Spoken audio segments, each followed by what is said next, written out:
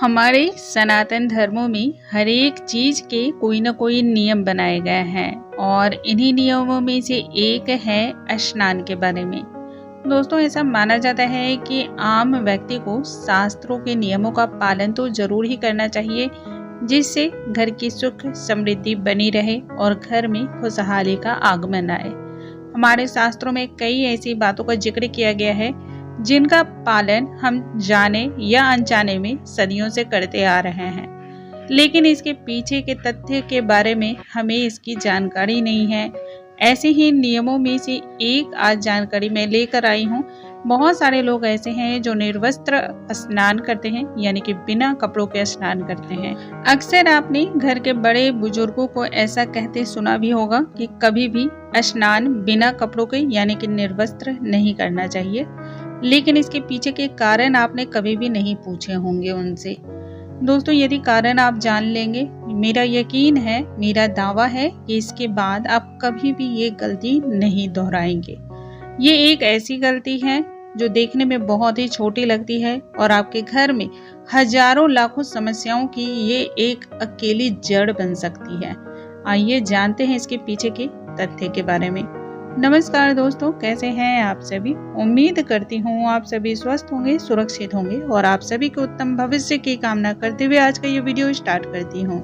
जैसा कि हम सभी जानते हैं कि हिंदू धर्म में व्यक्ति के जीवन से जुड़े हुए कई ऐसे नियम बताए गए हैं, बनाए गए हैं, जिनका पालन यदि आप जीवन में करते हैं तो दुर्भाग्य से बच सकते हैं।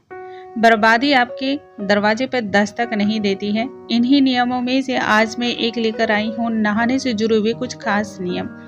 पहले के समय में नहाने के लिए नदी, तालाब, पोखर या फिर किसी न किसी जलाशय के पास जाना पड़ता था, लेकिन अब उनकी जगह पर हमारे घरों में ही नहाने का जगह बना दिया गया है, बाथरूम।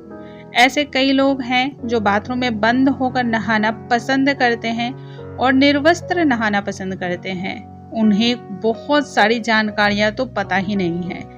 किसी भी परिस्थिति में पूरी तरह नग्न होकर स्नान हमें नहीं करना चाहिए। ऐसा करने से पाप का हमारे ऊपर भागीदारी बनता है। इसके बारे में हमारे शास्त्रों में एक कथा भी बताई गई है। एक संक्षिप्त सी कथा पहले हम सुन लेते हैं। एक बार क्या हुआ कि गोपियां स्नान करने के लिए नदी में उतरी हुई थी। कान्हा जी ने उनके कपड़े छिपा दिए। गोपियां जब वस्त्र स्नान के बाद ढूंढने लगी तो उन्हें वस्त्र मिले ही नहीं। तब उन्होंने ऊपर देखा और ऊपर कान्हा जी को देखा। झट से उन्हें सारी बात समझ में आ गई। उन्होंने कान्हा जी से बहुत ही अनुनय और विनय किया कि हमारे वस्त्र लौटा दिए जाएं। तब कान्हा जी बोले, वस्त्र पैर पर रखे हैं, आकर ले जाओ। इस पर गोपिया ने बताया कि जब वे स्नान करने के लिए आई थी तो यहाँ पर कोई भी नहीं था। अब वे बिना वस्त्रों के हैं और बाहर कैसे निकल सकती हैं। जल के बाहर तो आना बहुत मुश्किल है। तब श्री कृष्ण ने बताया, ऐसा तुम्हें लगता है कि यहाँ पर उस समय कोई भी नहीं था, लेकिन मैं हर पल, हर जगह, हर क्षण में मौजूद होता हूँ। आकाश में उड़ते हुए पक्षी या फिर जमीन पर चलने वाले जीव या फिर जल में मौजूद जीवों ने भी तुम्हें निर्वस्त्र देखा है। इतना ही नहीं, जल में नग्न होकर प्रवेश करने के समय जल रूप में मौजूद वरुण देवता ने भी तुम्हें नग्न देखा है। यह सब उनका अपमान है। अपनी नग्नता आपको पाप का भागी बनाती है। ये एक बहुत ही खास वजह है। यदि हम इसके बारे में ध्यान से सुनते हैं, समझते हैं, तो मुझे नहीं लगता है कि किसी और तथ्य की आपको जरूरत पड़ने वाली है। लेकिन फिर भी और एक मैं इसके पीछे की वास्तविकता आपको बताती हूँ।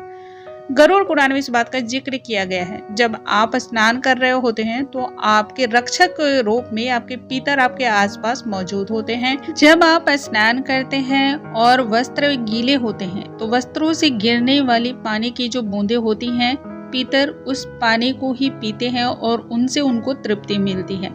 जब आप नग्न स्नान करते हैं, यानी कि बिना वस्त्र के स्नान करते हैं, तो ऐसे में पितर अतृप्त रह जाते हैं, उनकी प्यास नहीं बुझ पाती है। ऐसे में पितर जो है वो अतृप्त हो जाते हैं, नाराज होते हैं और ऐसे में पितृ दोष भी लगता है। इससे व्यक्ति का तेज, बल, धन और सुख नष्ट होता है। इसलिए कभी भी निर्वस्त्र होकर स्नान नहीं करना चाहिए। ये एक छोटी सी गलती आपके घर में तबाही का कारण बन जाती है लाख मेहनत आप करते हैं उसके बावजूद भी आपके घर में तरक्की नहीं आ पाती है।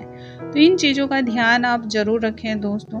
मुझे उम्मीद है आज की ये जानकारी आप सभी को बहुत अधिक पसंद आई होंगी। ऐसी और भी जानकारियों के लिए हमारे चैनल पर बने रहें। अगले वीडियो में एक नई जानकारी के साथ फिर से मिलूंगी। तब तक के लिए नमस्कार दोस्तों।